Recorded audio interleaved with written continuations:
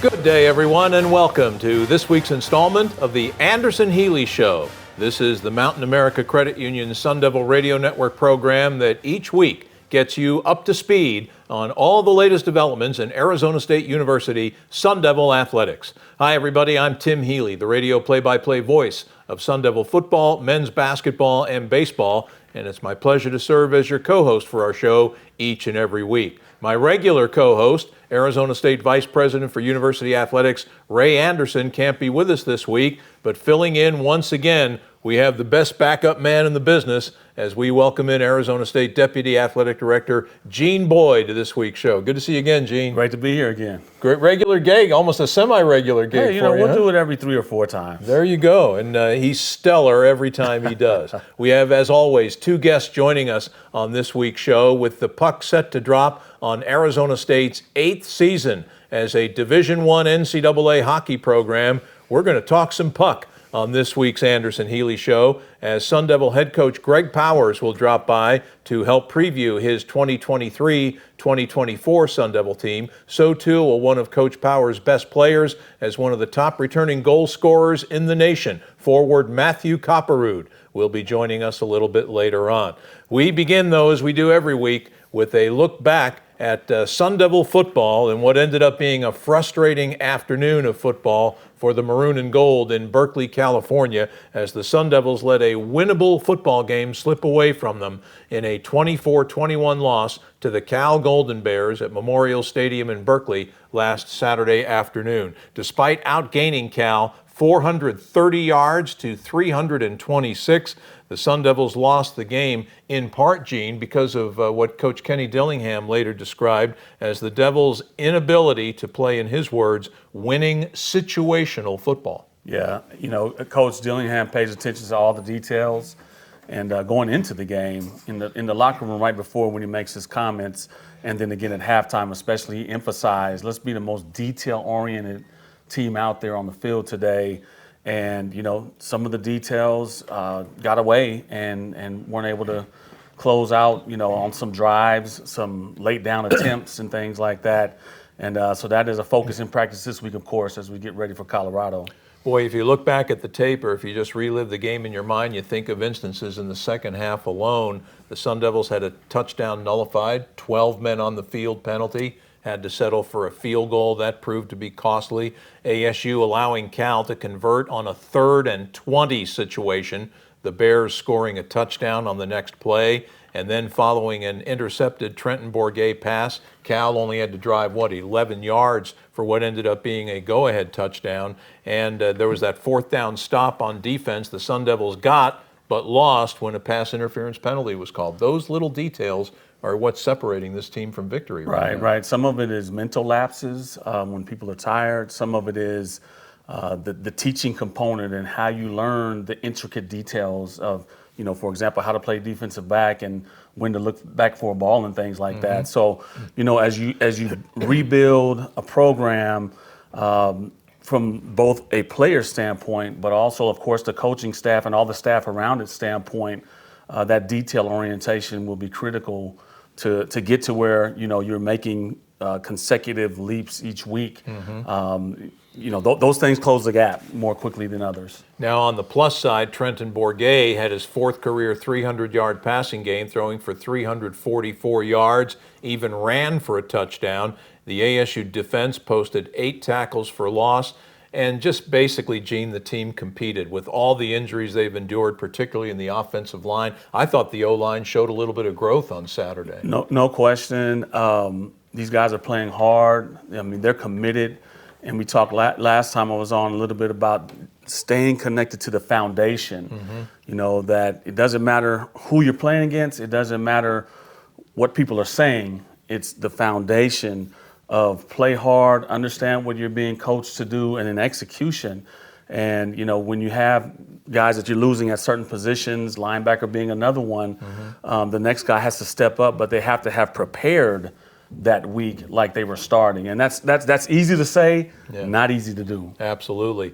Now, the Sun Devils are back home this week, and they're going to host the team that has been the talk of college football in the opening month or so of the season, Coach Prime will have the Buffaloes roaming in Tempe this Saturday afternoon when the Colorado Buffaloes come to Mountain America Stadium for a 3:37 p.m. kickoff. And, Gene, I think we're all excited to see this team up close and in person.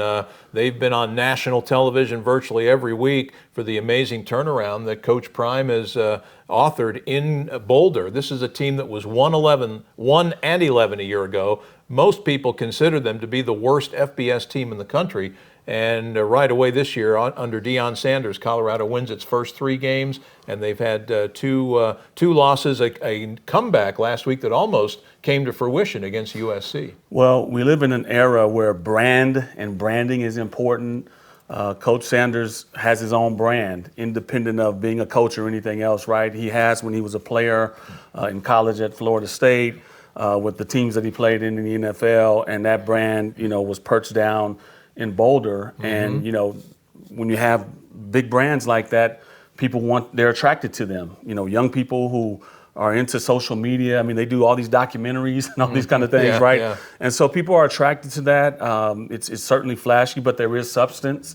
You have to respect the foundation that he's built quickly and that he's continuing to build upon. So it brings an exciting moment for the Valley, for a team that, unlike the past couple of weeks, we'll see in the foreseeable future as well. That's right. As we move forward. But that brand brings instant credibility in some ways that maybe others don't. And we'll certainly see it live and in person, up close and personal. And we're going to see it, like Gene said, for the next few years, because unlike the last couple of weeks when we've played perhaps our last game and who knows when, against former Pac-12 foes like, I can say now, former Pac-12 foes like USC and the Cal Golden Bears, the Colorado Buffaloes are shuffling off to the Big 12 with Arizona State, Utah, and Arizona, and the University of Arizona. That's absolutely right. And I think as we move, into that transition, I mean, the way that it looks is that, there'll be some regular consistency with those teams that are coming over. You talk about the four corner schools and so forth. Yeah, I'd expect that you'd probably play them every year. I would think so. And the Sun Devils will play Colorado this Saturday, 3:30 kickoff. And as always, the Mountain America Credit Union Sun Devil Radio Network will have you covered wall to wall. Our pregame coverage will begin at 1 o'clock Saturday afternoon with the Sun Devil Tailgate Show, hosted by Jeff Munn and Kevin Turner. And then 1987 Rose Bowl MVP Jeff Van Raphorst will join Kevin and me for the play-by-play broadcast kickoff at 3:37 p.m. on Saturday. And you can hear the game on either Arizona Sports 98.7 FM or ESPN 620 AM. It all depends on how the Arizona Diamondbacks do this week and whether the Diamondbacks are still in the Major League playoffs. Let's hope they are. They're, as we tape this show, about to get underway with their first-round series against the Milwaukee Brewers in Milwaukee.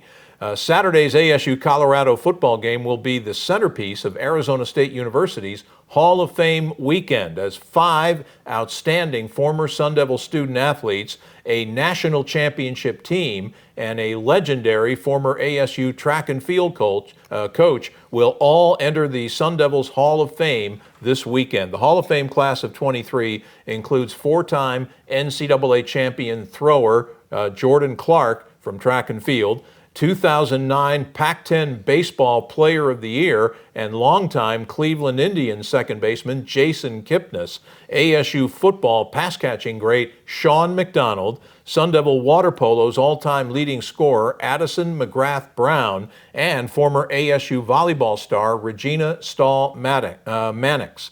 Also being inducted, the entire 2007 Sun Devil women's track and field team that won both the NCAA indoor and outdoor championships that year, while the coach of that team, legendary former Sun Devil head track and field coach Greg Kraft, will go into the Hall of Distinction, which honors former ASU coaches and administrators. And Gene, that's a great group of inductees. It really symbolizes the broad-based excellence that Sun Devil Athletics has strived to achieve. I mean, that's part of our mission, is to be comprehensive and perennially excellent. And this group really resembles that and symbolizes what it is that we fight for on a daily basis, to have, men's and women's sports offerings that are not only opportunities for student athletes to participate, but opportunities for student athletes to win at a very high level. This class embodies that idea. It sure does, and it will be my privilege to serve as the MC for the Sun Devil Athletics Hall of Fame induction luncheon that will take place this Friday, October 6th at high noon at the Omni Hotel in downtown Tempe. The Hall of Famers will also be recognized at halftime of the ASU Colorado football game on Saturday. Speaking of Hall of Famers, we have another one here in our midst at Arizona State, as ninth-year Sun Devil head swimming coach Bob Bowman was last week inducted into the International Swimming Hall of Fame in ceremonies that took place in Fort Lauderdale, Florida. Coach Bowman was one of 13 inductees to enter the International Hall last weekend, and one of the others was Bob's longtime protege and the greatest American swimmer in history, Michael Phelps. Bob Bowman, of course, has been a 5-time member of the U.S. Olympic team's coaching staff and was the head coach of the American swimming team in the 2016 Rio Summer Olympics. Certainly, Gene, a well-deserved honor for Coach Bowman and quite a feather in the cap for Arizona State athletics and Sun Devil swimming. Again, excellence. The vision that Ray had to hire Bob and bring him here. Similar to Zeke, he's got all the Olympic coaching experience, and when you're coaching at the highest caliber of any given sport, not only in our country but in the world, you would expect that we would see these kind of results ultimately, play themselves true for ASU. And there's a guy on our team now. We talked about Leon Marchand in the past, who's broken at least one of Michael Phelps' world records, and probably will take down some more as we move forward. Well, Michael Phelps is, I think, the greatest American swimmer of all time, but Leon Marchand may be the greatest swimmer in the world right now, and certainly is a key member of the Sun Devil swim team that Coach Bowman led last year to the program's first ever Pac-12 championship, also their first ever #1 ranking, and a second place finish in the NCAA championships, the highest ever for the Sun Devil men's program. I think they're preseason #1 right now. That came out this past week too. And you can catch the Sun Devil swimmers, the men and the women. They'll be in the pool this weekend on Friday, October 6th, a 2 p.m. start at the Mona Plummer Aquatic Center as ASU hosts the Rebels of UNLV. From the pool to the ice we go in our next segment as we get a Sun Devil hockey preview from Arizona State's head coach Greg Powers. But first, let's take a time out. This is the Anderson Healey Show with Gene Boyd filling in here on the Mountain America Credit Union Sun Devil Radio Network. We continue now with the Anderson Healey Show from the Mountain America Credit Union Sun Devil Radio Network. I'm Tim Healey, the radio play-by-play voice of the Sun Devils, working alongside of Deputy Athletic Director Gene Boyd, who's filling in for Ray Anderson on this week's show, and we are glad that you joined us. Late next week, the puck is going to drop on Arizona State's 8th season as an NCAA Division I hockey program. It'll also be the Sun Devils' 2nd season in their new state-of-the-art on-campus home, Mullet Arena, and it will be ASU's last season playing as a hockey independent. Starting next year, Arizona State will become a member of the National Collegiate Hockey Conference, playing in the same league as 5 of the last 7 NCAA hockey champions. And here with us this week to preview his 2023-2024 Sun Devil squad and their upcoming move to the NCHC is the architect of Arizona State's terrific up-and-coming hockey program, now in his 16th season overall as head coach of the Sun Devils. Always a pleasure to talk some puck with head coach Greg Powers. Long time no see. How have you been, partner? Doing good. Enjoyed the summer, and I think the boys are ready to hit somebody else when we play this weekend. That's the phrase I always hear. I know early in football season, ready to hit somebody else, see a jersey in another color. You're going to see a really familiar color in your first exhibition game Friday night. That navy blue and red of the, dare I say, University of Arizona. They've got a club hockey team, and you're going to play them in an exhibition game. Yeah, they've had a long-standing, successful club team for years, since the 70s. So it's a great opportunity for their program to get a Division I experience. We're trying to grow college hockey, so it makes sense to play our university's rival. Our guys are excited to take part in the rivalry against the team down south, which none of them have ever done before. I have a ton of experience playing against them, coaching against them.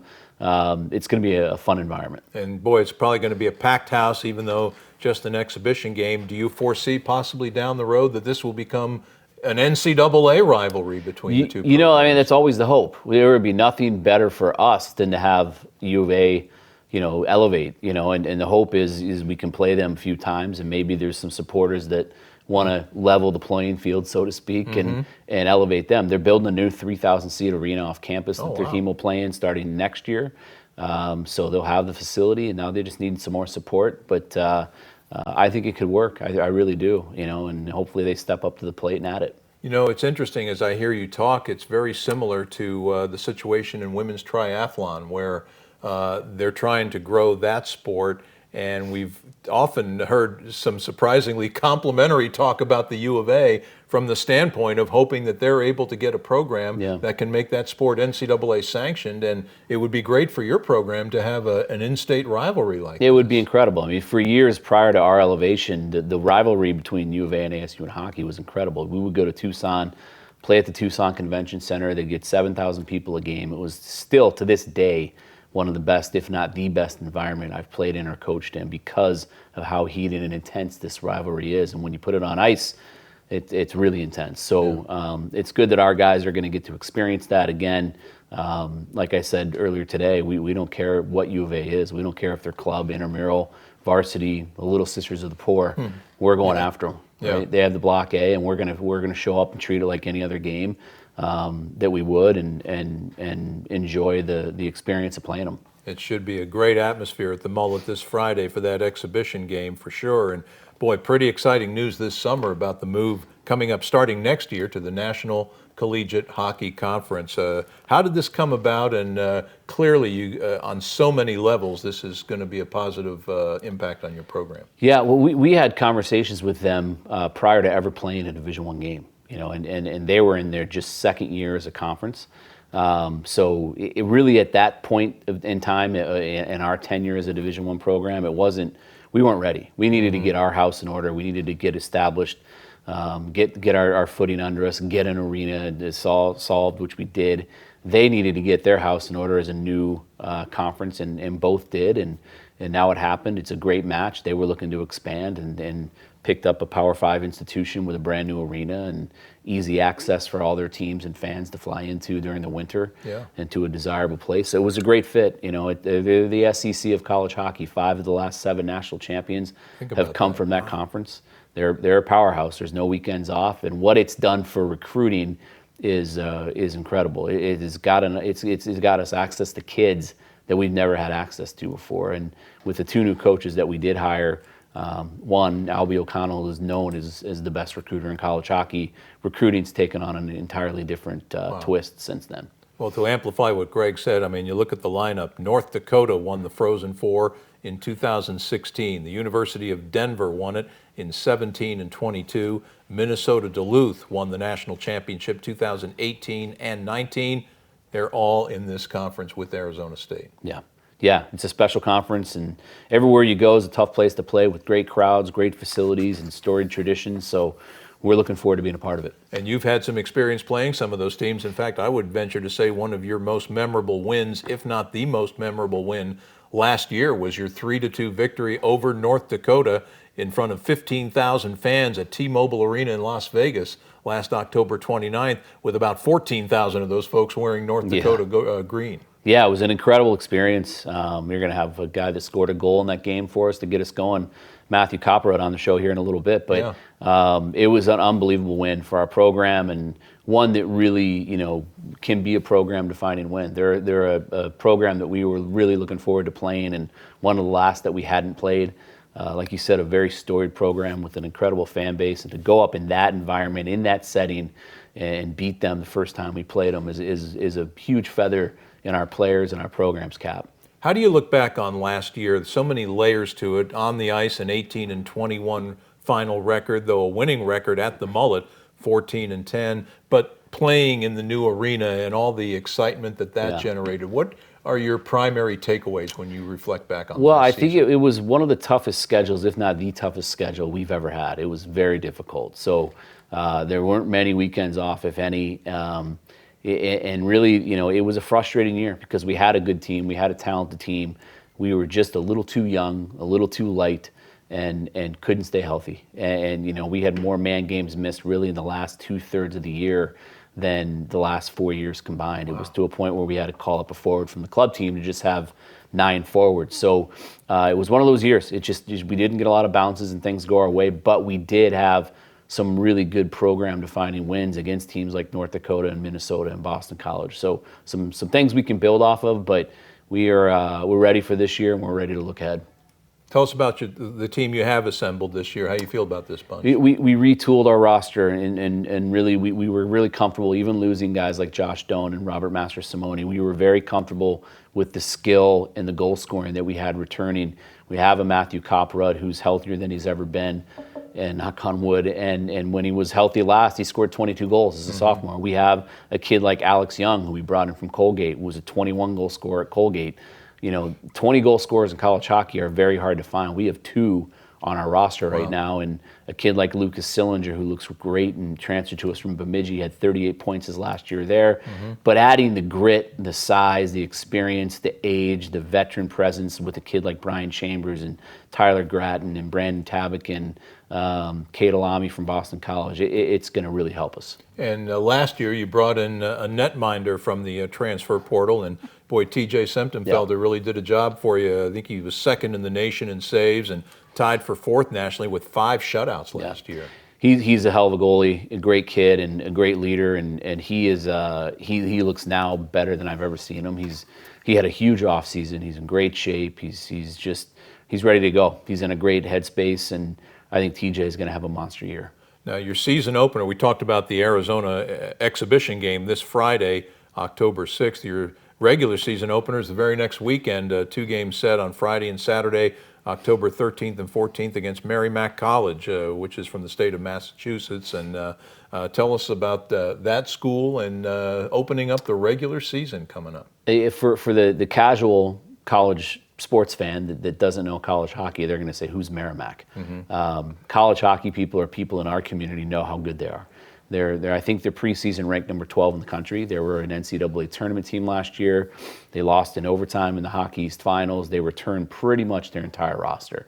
So we get right after it against a very, very good hockey team that's projected to make another NCAA tournament, which, as you know, in hockey is very tough to do. So we get right after it against a really good team. They could be season-defining wins for us if we do what we need to do, and we know what we're capable of doing. So we're excited for it. Yeah.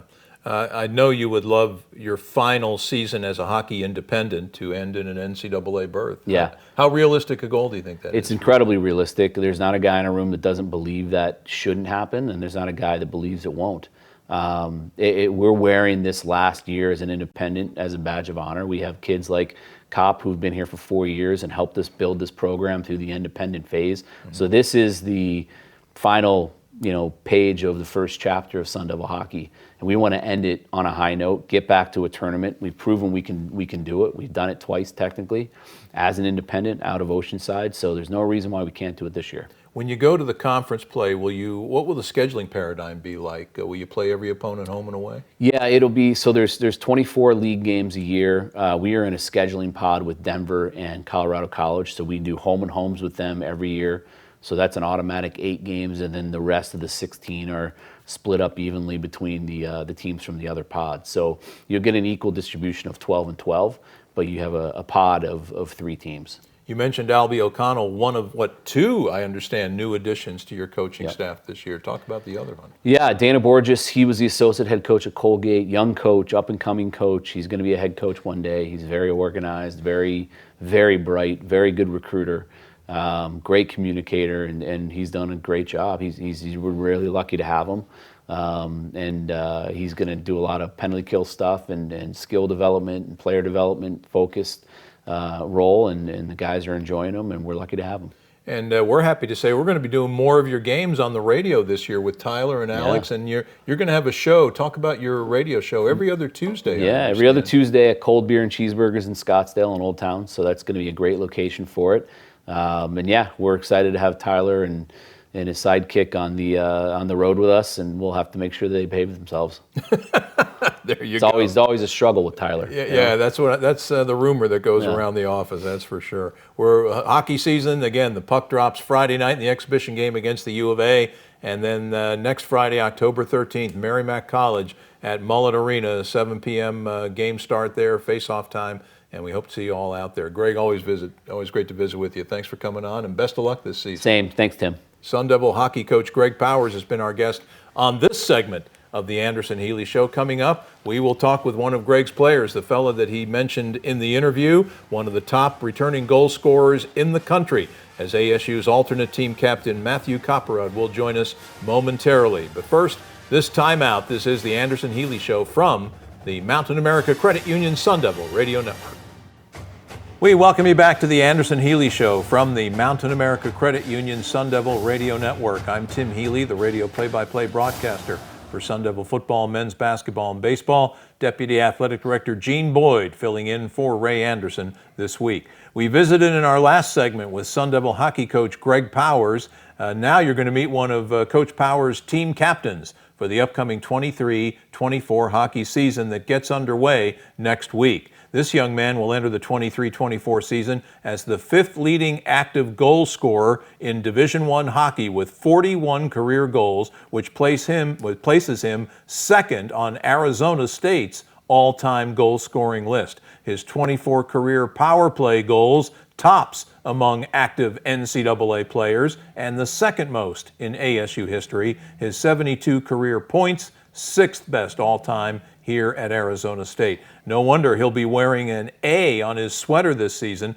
the first time in his entire hockey career, we understand, that he'll either be a team captain or an alternate. He's from Denver, Colorado, and it's a pleasure to welcome forward Matthew Kopperud to the show. Great to see you, Matthew. How does it feel to have that A on your sweater, being a team captain and alternate for the first time in your career? It's awesome. I mean, going to take it with a lot of pride and with everything I do, especially here, being here for 4 years, to see all, the great leaders go through and everything. Talk about being second all-time at ASU. One of the guys is Johnny Walker, who also wore a letter here, who I'm close friends with, who I look up to, so I'm really excited for it. What type of leadership do you think you can bring to the program? I think I'm more of a player that I show my skill on the ice and just show by my work ethic. I don't know if I'm much of a talker or yeller or stuff, but I work hard and I try to just do the right stuff in the gym and then on the ice. Yeah. You had your 22-23 season cut short due to injury. What type of injury did you have? How are you feeling now? And what was that like for you last year, going through that, being unable to play for a while? It was tough. At the end of my sophomore year, I had a major surgery and then never really got better. So halfway through the year, I got double knee surgery. And it was tough. Not being able to play, it's no fun, especially when your teammates and your best friends are going on road trips all the time and you have to stay back in rehab and you're always having to do extra stuff in the gym, go to see PT people. It's a lot of work, but now finally able to be back, it's very exciting. It must be as much a mental thing, a challenge, as it is a physical challenge, going through an injury. I would definitely say it's probably even more mental because you can fix yourself with all the great staff here and all the rehab people. You'll get better, but not being able to play for such a long period of time, it's no fun and it really holds you back. And then you think, can I ever do this again? Will I be back? Yeah. So it's nice to finally have that past me. Well, it's great to have you back for sure. How would you reflect on your ASU hockey career to this point? It's been the best 4 years of my life, even with, the surgeries and stuff. There's no place I'd rather be. Having my best friends here, I live with 4 of my absolute closest best friends, so always being with them all the time, it's nothing like it, nothing compares to it. Coach Powers has used as one of the mantras for his program, be the tradition, and you embody that, it seems to me. What has it been like for you personally to be part of building a program and just see it come to fruition before your very eyes with all the hard work you've put in on the ice? It's awesome. Playing at Oceanside and stuff, you're in a little rink that holds 1,000 people, and the ceiling, you could stick your hand in the air and you could touch the roof. It's kind of a dump, but it's your dump. It's right? our dump, so it's really cool to finally get out of that and get into an absolute beautiful rink and stuff, and to see the guys before us have to play in that rink and never get to even play in this rink.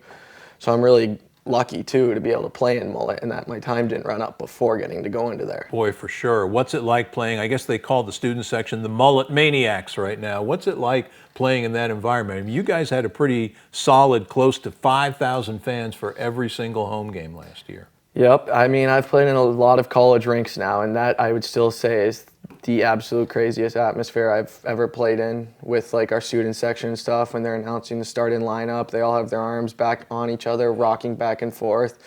It's like you try to be serious, but you can't when you see that. It's super cool, and it's really exciting, and hopefully we can get a lot of wins this year and keep getting the fans to come back. And the fans will be there starting this Friday night, October 6th, a 7 p.m. puck drop for an exhibition game against the club team from the University of Arizona. And Matthew, before we started taping this segment, you and I were chatting. You made a great point about playing the U of A. Talk about that. Yeah, I mean, it's a big rivalry you hear about here with the football team, with all the other sports teams here. But for me, I've never got to play a U of A team, so I don't really know what that's like. I mean, for us, like as student athletes, we know we don't talk about the team from down south and stuff, but now to finally be able to play them and like get to see what it's like and have a competition against them, it's going to be a lot of fun. And as Coach Powers alluded to, in a way, you're kind of rooting for them from the standpoint of hoping that maybe someday Arizona will have a Division I varsity hockey program like you do. Yep, I mean, that would be awesome. Imagine just busing an hour and a half each day to go play another Division I team where the building would be packed, the fans would be crazy, everybody's cheering for you or rooting against you if you go down there. It's just like a cool atmosphere, even if all the fans are booing you. It's fun. It's fun to play in. Sure. So it's awesome. That would be great. What's the vibe you get about your team this year? Being here for 4 years, this is the closest team I've ever been a part of. Wow. I've never seen a group this tight all the time. Everybody has each other's backs. Something happens in practice, everybody gets up and gets loud, even for small stuff. We had a workout one day at, I think it was 7 in the morning on a Saturday or something, and I was expecting guys to show up at 6:45, and guys were there at 6 in the morning, and the music was blaring, and I was still half asleep, wondering what was going on, but everybody was there ready to go. So that's when I really was like, wow. Sometimes those little things are the things that make you think that this team could be special. Yep. I mean, especially like in practice today, we were doing power play, penalty kill stuff, and we had a freshman who lost his stick and still got up and blocked 2 shots, and the bench was going crazy for him. And it's practice, and he's still doing that. Do you agree with Coach Powers' definite possibility in terms of getting to the NCAA tournament this year? 100%. I think if we can stay healthy, I think we will get to the NCAA tournament. And we have the team to for sure do it this year. It's exciting news about Arizona State hockey heading to a new conference home starting next year. Now, I think you'll be gone by next year, but unfortunately, like you were talking about the teammates of yours, prior teammates who never got a chance to play at Mullet, you may not have a chance to play in the National Collegiate Hockey Conference, but you were one of the ones that helped pave the way to that league. What are your thoughts on Arizona State heading into the NCHC? I mean, it's a dream, I think, for every kid growing up to play in the NCHC, to go to those rinks like North Dakota, Denver, Colorado College, like it's Minnesota, Duluth, like Miami. The list is incredible. So for kids to now come in and get to do that, it's going to be the coolest experience of their lives. Well, boy, we've enjoyed watching you play these last few years. We're going to enjoy watching you play this year, and we thank you for coming on the show and joining us, Matthew. All the best to you and your team this year. Yep, thank you for having me. That's Sun Devil hockey forward and alternate team captain Matthew Kopperud, our guest on this segment of the Anderson Healey Show. Gene Boyd will rejoin me for our final segment of this week's show after we take a break. This is the Anderson Healey Show from the Mountain America Credit Union Sun Devil Radio Network. We are nearing the finish line on this week's edition of the Anderson Healey Show from the Mountain America Credit Union Sun Devil Radio Network.